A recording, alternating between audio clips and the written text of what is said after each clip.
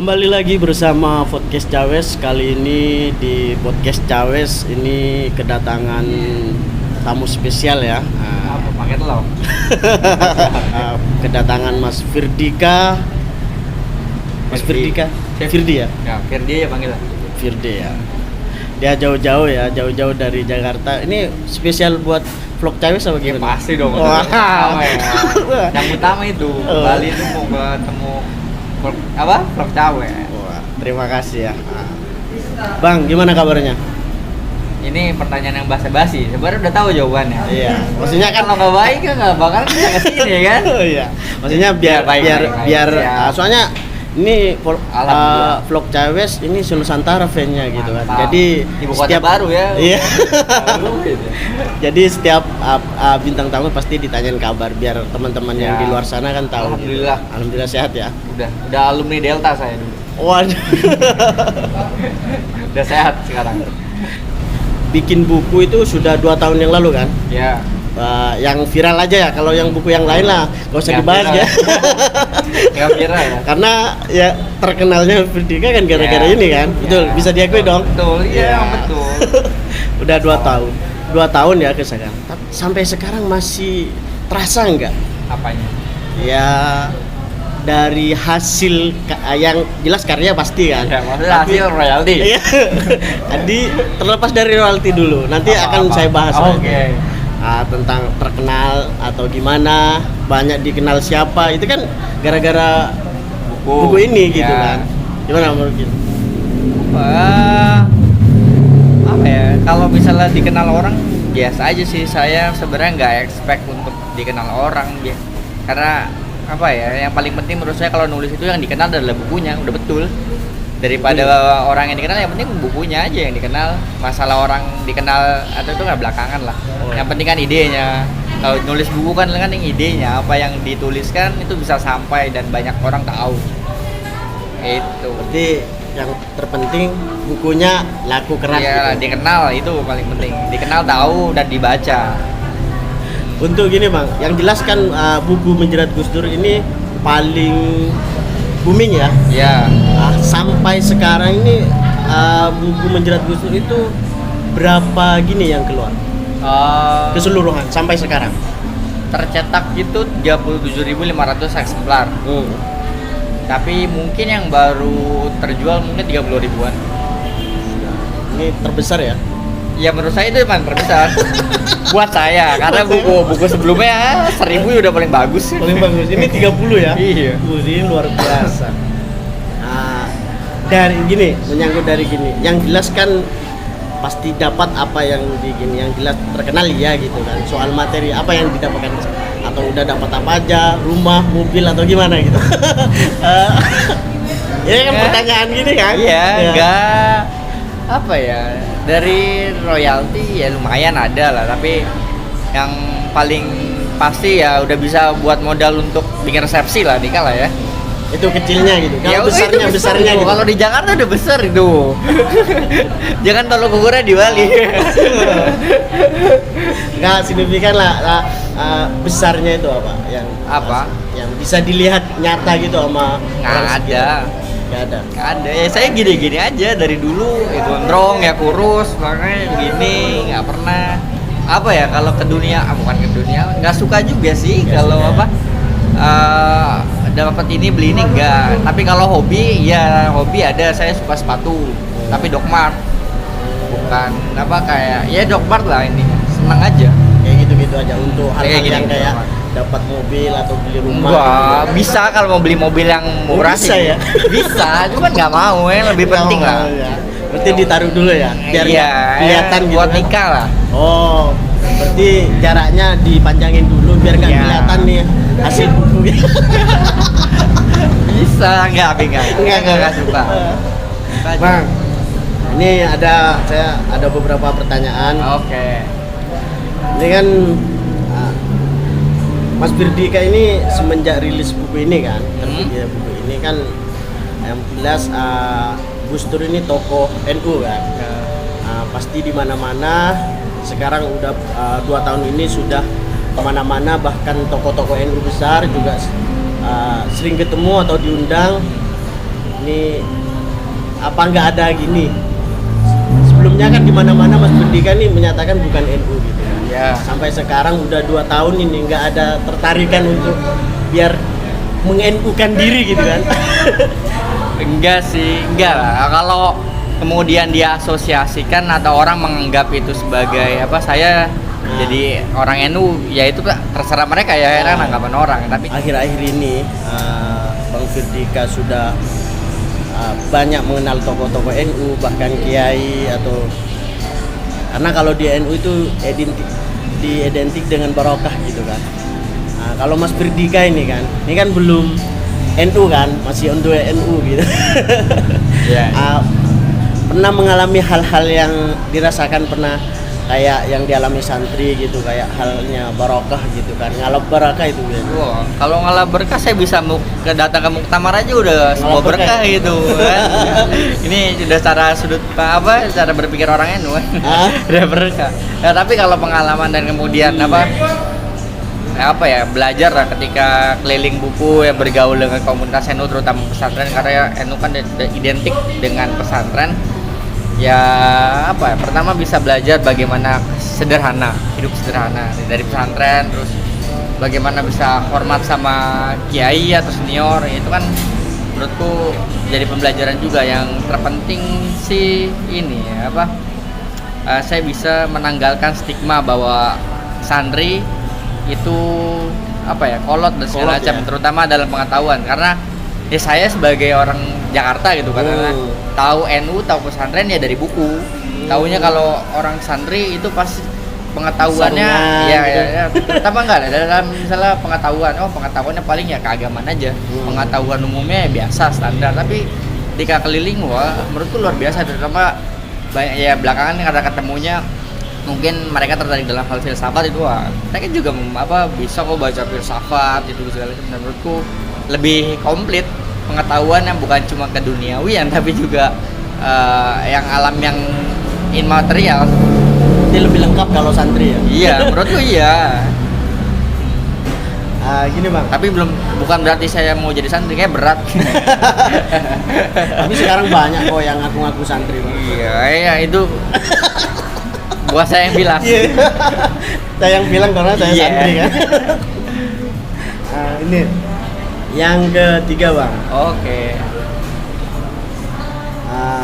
Sebenarnya kan sudah dengan bedah buku ini, Menjerat Gus Dur ini kan sudah keliling Nusantara lah dengan ibu kota baru ya. Sekarang kan kalau dulu Nusantara kan keliling gitu kan. Ini Mas Firdika ini ada berapa kunjungan nggak kalau boleh tahu? Dulu ya. Selama sampai sekarang bedah buku ya. Iya. Dulu kalau misalnya nggak ada pandemi itu sekitar 100-an mungkin setahun full dari dari awal tahun 2020 Januari sampai misalnya akhir Desember 2020 kalau nggak ada pandemi. Dan itu udah juga termasuk 4 negara ya, ada Mesir, Maroko, apalah gitu, lupa cuman kemudian batal. Tapi kalau yang terlaksana dari baru mulai pertengahan Januari itu sampai pertengahan Maret ya, karena kan keburu Covid itu udah sekitar 60-an tempat. Jadi sehari misalnya bisa 3 tempat diskusi nih. Satu hari? Iya. Dan yang dibicarakan itu lagi. Bosan nggak tuh? Iya betul. Iya gitu. Kalau ada nggak Bang umpamanya dari bedah buku keliling Nusantara, ada sempat penolakan dari yang, karena ini kan bukunya bener-bener ngeri-ngeri sedap kalau kata teman-teman sekarang kan ngeri-ngeri sedap. Ada yang mungkin yang emang anti Gus Dur, yang emang bener-bener ada penolakan nggak dari sebagian? Kalau penolakan sih kayaknya nggak ada. Paling bertanya iya atau membantah ya. Kalau ada justru lebih baik sih kalau ada membantah, kritik ya dengan argumen, dengan data yang baik, menurutku menarik. Ya sejauh ini cuma itu, kayak misalnya yang disebut kemarin waktu lagi pertama kali wawancara sama Mas Rozali kan saya menyebut HMI Connection ya. Mungkin ada beberapa anggota HMI yang mempertanyakan atau membantah, ya silakan aja, saya juga punya jawaban sendiri untuk hal itu kan. cuma gitu aja ya. Iya, Kirain nggak ada ada. gitu sampai harus ditolak gitu. Justru kan. saya nunggu ditolak dong, biar bukunya naik lagi kan, secara Oh, tidak iya, langsung iya, iya. mempromokan. Iya. Itu dalam marketing menarik. Tapi Paling gagal seneng marketingnya ya. Ya karena pandemi. Kalau nggak ada pandemi sih lanjut itu. Seharusnya belajar yang sebelah lah, gimana cara biar bisa ditolak. Itu lanjut untuk pertanyaan yang gini, karena ini waktunya agak gini, jadi harus Oke. dicepetin juga. Yang jelas dari penulisan mungkin ini banyak dipertanyain di mana-mana gitu kan. Dari yang paling ini tanggapan ya dari keluarga atau dari Gus Durian ya tentang buku ini. Gus Durian pasti menyambut dengan baik. Iya. Senang lah. Keluarga Gus Dur ya pasti. Saya nggak tahu semua ya, pasti Mbak Alisa iya, karena kan bikin testimoni kan di belakang. Mbak Anita iya, sempat di tweet gitu ngucapin terima kasih. Mbak Inai, kalau Mbak Yeni aku belum pernah ketemu lagi gitu. Karena beliau waktu lagi saya mau wawancara 2019 itu kan lagi ada pekerjaan mungkin yang nggak bisa ditinggalkan, jadi sempat di schedule akhirnya saya batal wawancara Mbak Yeni kayak gitu. Ya kalau keluarga saya sebenarnya nggak begitu tahu dulu tuh bikin buku kayak gini. Cuman pas rame-rame belakangan ya baru saya bikin buku. Itu udah gitu aja. Jadi untuk Gus Durian ya pastilah kalau udah pernah suan ke rumahnya keluarga besar. Nah itu belum. Kalau di Ciganjur yang di rumah Gus Dur kayaknya belum. Terakhir saya tuh haul ke berapa ya? Ya haul 2019 yang 10 yang buku saya terbitkan. Haul kalau nggak salah aku lupa itu tanggal menjelang Natal atau sudah Natal. Pokoknya kalau buku kan setelah Natal kan ramenya. Nah itu datang. Nah, setelah itu kan online lagi kan pandemi, jadi susah untuk ketemu, nggak enak lah. Kalau dari keluarga nih, tadi kan dari luarnya nih, dari keluarga. Kalau yang lain kan menanyakan untuk diteror atau gimana gitu kan. Hal apa yang dirasakan keluarga, euforia apa Bang? Ya, Nggak ada. Anak saya ini gini. Nggak ada, Kalau nggak orang-orang kampung kan gitu Nggak. Bang. Anak saya masuk TV Nggak, gitu kan. Nggak. karena saya membatasi biar mereka nggak tahu. Oh nggak tahu. Tapi pastinya Iya, tahu dong. Ya belakangan tahu ya udah biasa aja. Ya Nggak udah. terlalu gini. Maksudnya Ya paling dia bilang anak ini nekat aja, udah. nggak pengumuman di masjid gitu sama anak saya. Enggak, masuk gini, justru enggak ya? justru saya menghindari orang tua saya tahu. Kenapa? Karena bapak saya kan sakit ya, maksudnya stroke gitu, jadi takutnya kepikiran kalau saya kayak bikin buku terus ada ancaman apa segala macam. Jadi ya mendingan nggak ada yang tahu, ya biasa aja orang rumah. Biasa aja. Dan saya bukan kalau di rumah ada lingkungan rumah nggak main, udah di rumah aja, anak rumahan. Keluar ketika di pekerjaan atau baru bisa bergaul, tapi kalau di rumah ya udah sebagai anak baik-baik. Iya, takutnya kan ada gitu kan yang biasa kayak kita yang biasa Mandi sehari 2 kali, nggak boleh makan kalau belum sikat gigi kalau pagi. Udah Ya, jadi sama aja anak berarti ya. jadi anak baik kan. Enggak, kalau orang-orang yang biasa itu kan melihat seseorang yang di Enggak lah, TV di mana kan kemarin kan di mana aja gitu kan. Gini, Nggak gitu, menurutku gitu nggak kan. nggak urgent dan nggak penting juga. Buat apa sih kayak gitu. Jadi ya udah yang tadi saya bilang di awal, kalau lebih baik dikenal ya sebagai karyanya yang orang tahu, udah gitu aja.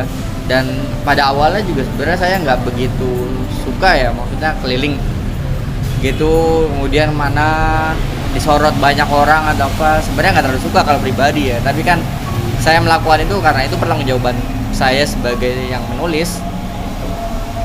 Karena di sosmed juga saya nggak banyak aktif kan ya, karena gitu ya diem Saya aja. komen ya. Ya kalau seandainya saya yang menulis buku, kayaknya udah follower saya kayaknya udah berapa juta gitu.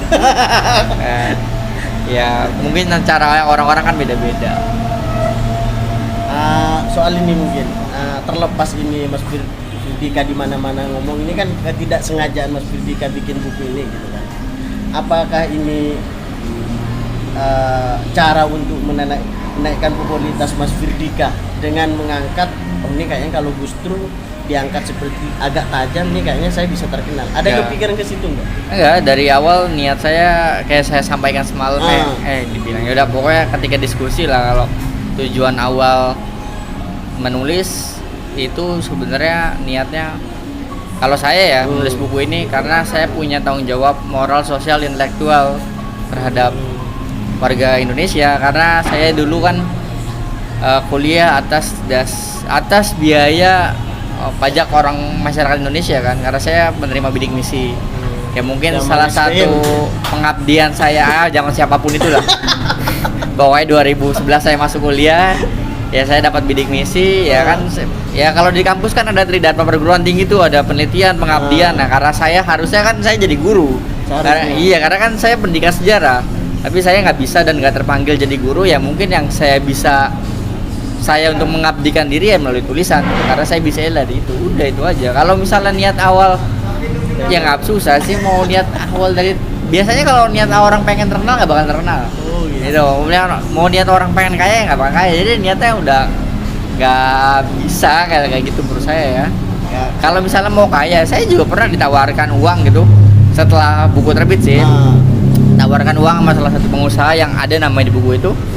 Ya mungkin 100.000 US dollar dikasih, saya nggak mau ya, karena memang tujuan saya nulis bukan buat uang. Kalau misalnya buat uang atau buat kaya gitu ya, kenapa nggak dari awal saya nggak usah nulis itu, nggak usah capek-capek, saya ancam aja mereka, saya peras nih, saya punya dokumen ini, tolong bayarin, kalau nggak saya sebarkan, kan bisa kalau kayak gitu. Tapi saya nggak mau, saya lebih memilih untuk riset sendiri. Nggak mau, ya kalau kesempatan sih bisa aja diciptakan kayak gitu mah.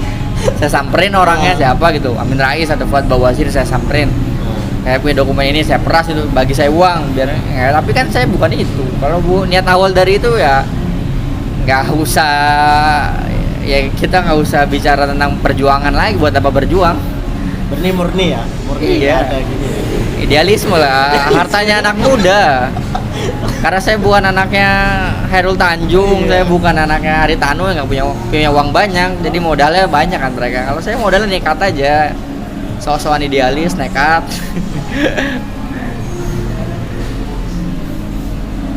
Terus yang terakhir mungkin ya. Nggak bahas bola kita jadi, ayolah. Ayo. Yang terakhir nih sebelum nutup, di mana-mana kan belum pernah, bahkan tapi kayaknya di IG udah ada post sama cewek sih. Yang terakhir Iya. udah punya istri atau mau nikah deket-deket ini gimana? Belum tahu, tapi rencananya ada. Udah ada emang. Ada, udah. Berapa? Satu aja lah, masa 4. Oh, yang sekaligus enggak. 4. Kalau di NU kan 4 boleh. Nah, itu bukan saya yang bilang. Oh. Kalau di NU itu 4 boleh. Agak, Masih satu aja lah. ya. Enggak. Terima kasih Bang atas Oke. waktunya. Mungkin itu beberapa pertanyaan yang tadi malam ada teman-teman yang nitip di Vlog Cawes. Oh, nitip ya, bukan riset berarti ya? Hah? Bukan riset nyari pertanyaan ya? Ada beberapa yang riset, ada titipan. Oke. Karena kalau risetnya itu cuma berapa waktu atau berapa hari kan kurang Bang. Ya. Jadi harus mengambil dari sudut pandang mana gitu. Jadi Oke. ada titipan dari teman-teman gitu. Terima kasih, ini luar biasa di Vlog Cawes. Waktu bentar tapi ini sangat spesial buat Vlog Cawes. Untuk gini Bang, titip salam buat teman-teman yang masih belajar nulis, karena kebetulan kami aktif di media yang tiap harinya sering menulis gitu ya. Ya, menulis aja. Menulis aja. Iya, nggak usah mikirin bagus atau jelek. Itu menurut saya kalau secara beriringan sih, kalau sering banyak nulis, kualitas pasti mengiringi kok. Kalau sering nulis, Ya secara kuantitas banyak, ya kualitas pasti akan mengikuti. Kalau sedikit tapi pengen berkualitas ya nggak mungkin sih menurut saya. butuh proses pasti. Ya yang penting kuantitas aja banyakin. Nanti itu beriringan waktu juga pasti kualitasnya bakal baik kok. Siap. Terima kasih. Terima waktunya. kasih. Kita kembali lagi di pertemuan yang akan datang di Vlog Cawes. Terima kasih. Wassalamualaikum warahmatullahi wabarakatuh. Waalaikumsalam.